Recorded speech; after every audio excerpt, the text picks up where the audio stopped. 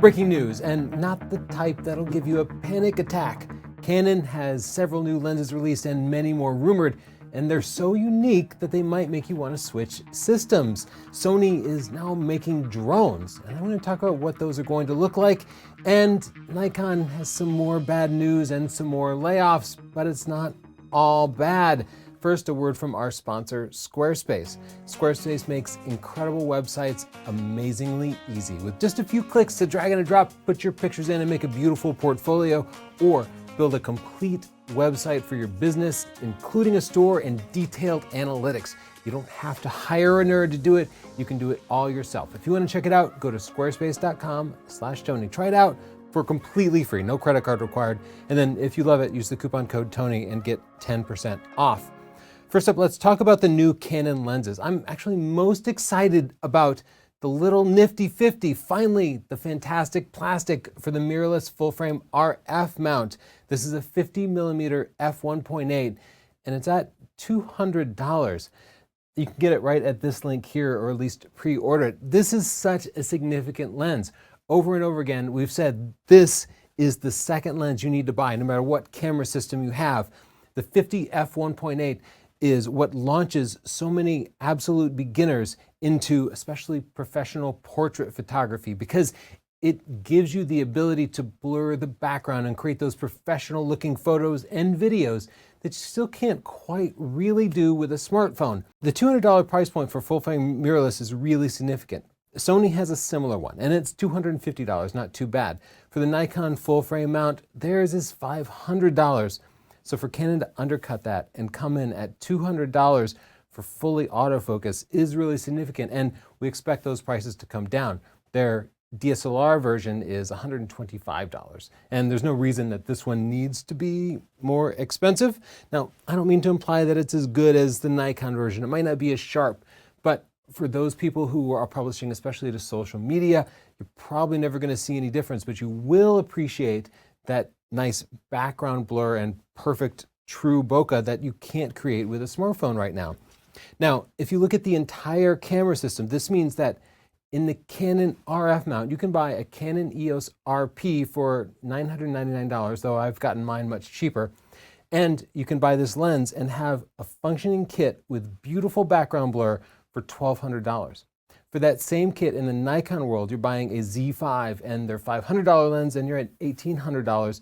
And in the Sony world, you're buying the A7C compact camera and the 50 f1.8, and you're spending about $2,000. So you can see Canon is coming in significantly cheaper, and that makes it so tempting for me to suggest it to first-time camera buyers.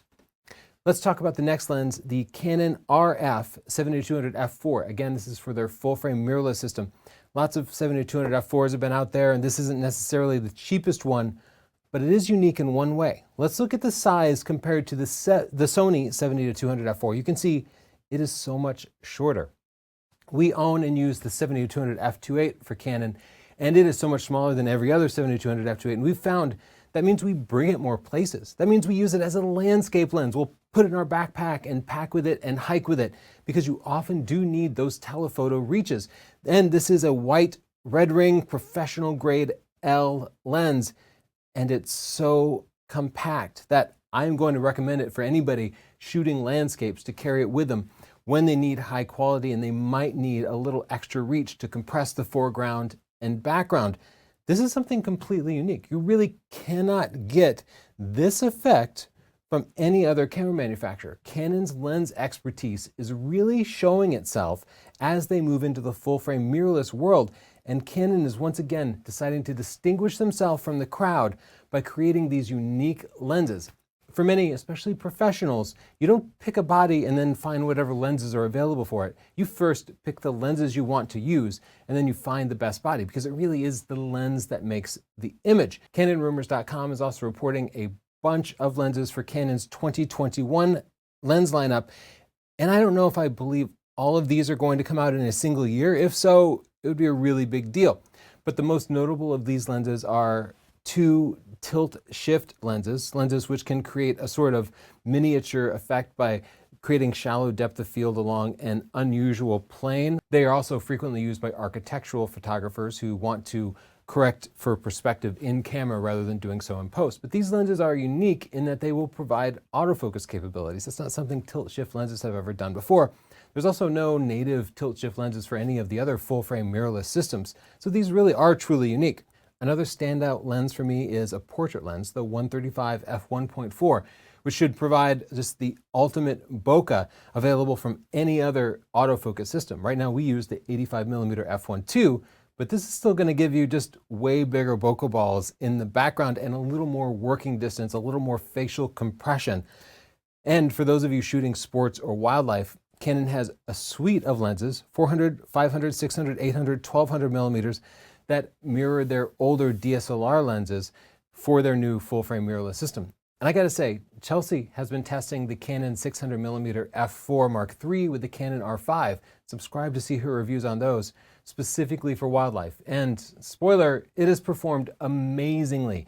So much so that we've been talking about trading in our Nikon 600 f4 for that. But now that I know this new lens is coming in 2021, maybe I wanna hold off. And that's part of the reason that these rumors are actually important for people to understand, because, you know, that's a $13,000 lens, and if it's going to change our buying behavior and maybe save us from having to sell and buy, then that's important for us to know. Up next, let's talk about Sony's move into the drone market, which might be a little bit crazy. They're calling this new brand AirPeak, and it's launching in the spring of 2021. They released a kind of brief press release about it, but my interpretation of it is that they are going to be focusing on professional filmmakers first and foremost.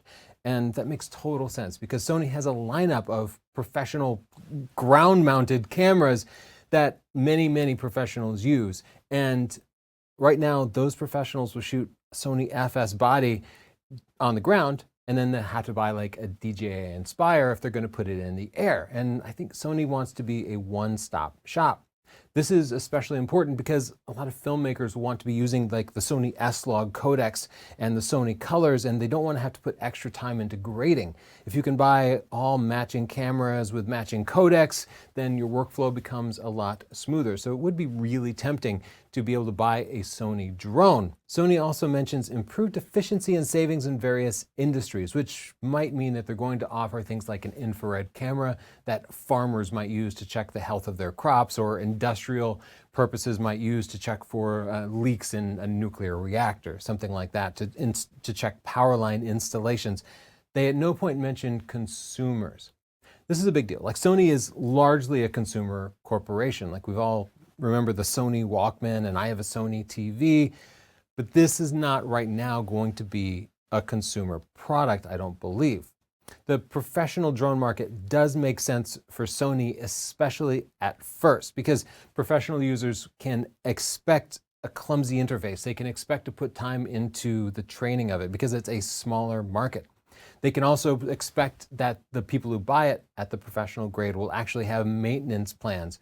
So things like a little bit of flakiness or props that wear out after 50 uses, that is not as big of a deal as it would be in the consumer market, where consumers might be crashing them regularly. The professional can expect to maintain it.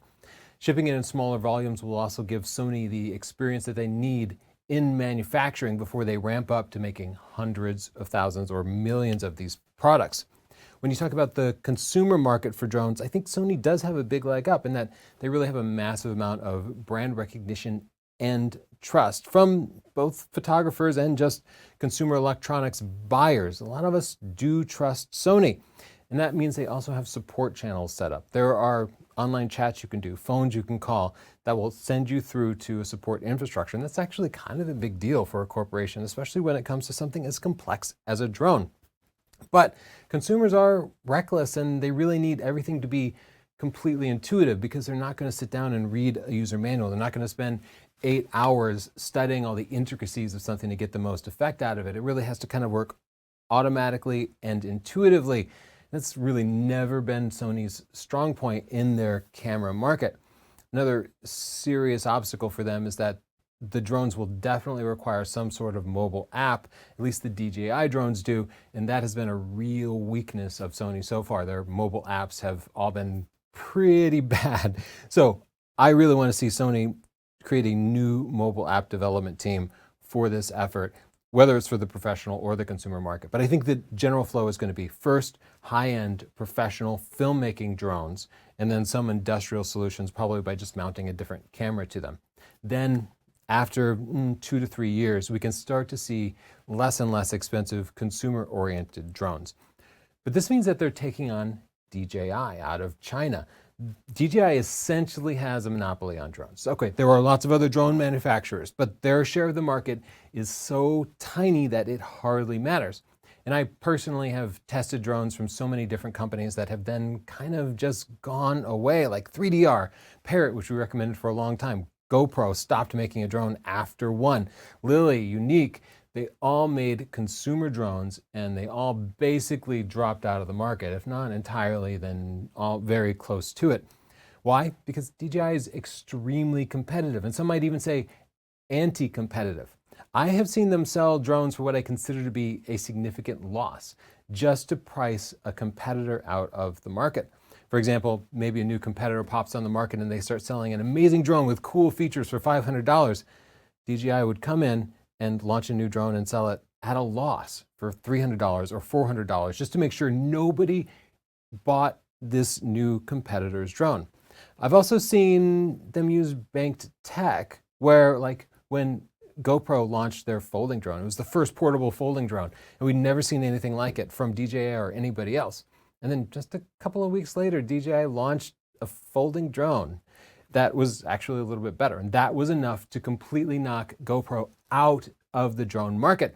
And I've seen this happen other times with smaller bits of tech, where a competitor announces something unique and cool and I'm excited about it. And then DJI quickly counters with, oh, okay, we have that too, and it's a little bit cheaper, so don't even bother buying another company's product.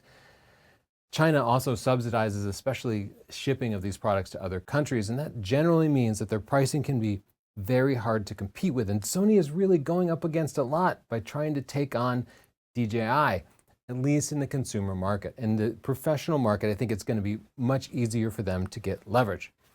Now let's move on and talk about Nikon. They recently released their quarterly reports, which of course they do 4 times a year, and they basically tell us how much money they're making, or in this case, losing. And of course, this has been a tough year for all camera manufacturers, and we will cover everybody's financial reports. It's just that Nikon's are out first right now. In the last quarter, their camera business lost $260 million. Of course, they report it in Japanese yen, but I'm converting it into dollars, US dollars. But that's with some impairment losses, which is basically them saying, hey, we had this factory in Japan, we're no longer going to use it anymore. So they basically would be depreciating that over multiple years, and they just kind of like take it all at once. So those losses aren't quite as bad as they seem. They are laying off 20% of their staff outside of Japan, or about 2,000 people. That's a big number, and that's kind of tough to swallow. Why are they not laying off people in Japan? Probably because Japanese employment laws make it rather difficult to just lay people off in Japan. To the extent where Olympus, who also had a struggling camera division, decided to sell off the entire camera division to another company, making it a little bit easier to lay people off. Like, it's so hard in Japan to lay people off that sometimes it's better just to drop the entire business segment. Nikon also stated sort of once again that their focus is no longer on lower-end consumer products, but on higher-end enthusiasts and professionals. And I think this is the right direction for them, though we haven't necessarily seen that. They still don't have a true competitor to the new Canon 1DX Mark III. Their D6 falls short. They don't have a competitor to the Canon R5. Their Nikon Z7 Mark II falls short.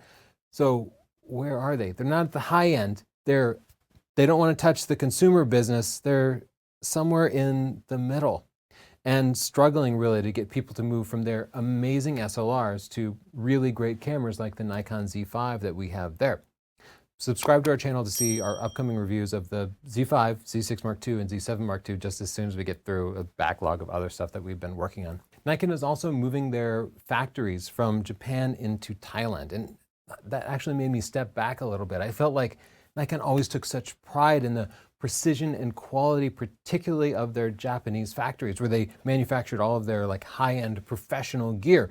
The lower end stuff was manufactured in other countries just to save some costs. And so now they're saving costs on everything. And will that actually produce comparable quality products, or is everything going to take a little bit of a hit?